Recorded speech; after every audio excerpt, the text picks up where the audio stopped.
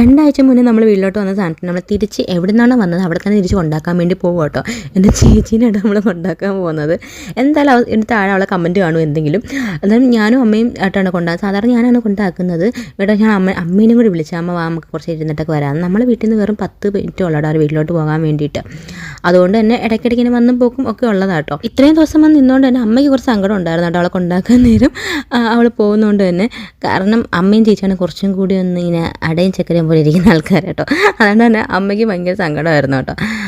പിന്നെ കുഴപ്പമില്ല, നമുക്ക് പിന്നെ കാണാമല്ലോ, എവിടെ പോയാലും കുഴപ്പമില്ല. അടുത്തായതിന് വേറെ പ്രശ്നങ്ങളൊന്നും തന്നെ ഇല്ലല്ലോ, ഒരു ദൂരമൊന്നും അല്ലല്ലോ. അവിടെ ചെന്നപ്പോഴത്തേക്കും കഥ തുറക്കാൻ പറ്റില്ലാണ്ട് ചേച്ചിയുടെ കയ്യിലുള്ള താക്കോല് തുറക്കാൻ നോക്കിയപ്പോഴത്തേക്കും പറ്റില്ല. പിന്നെ അവിടുന്ന് അമ്മ വന്ന് തുറക്കാൻ നോക്കിയിട്ട് അകത്തുനിന്ന് പറ്റുന്ന കുറേ പണിവിട്ടാണ് നമ്മൾ തുറന്നത്.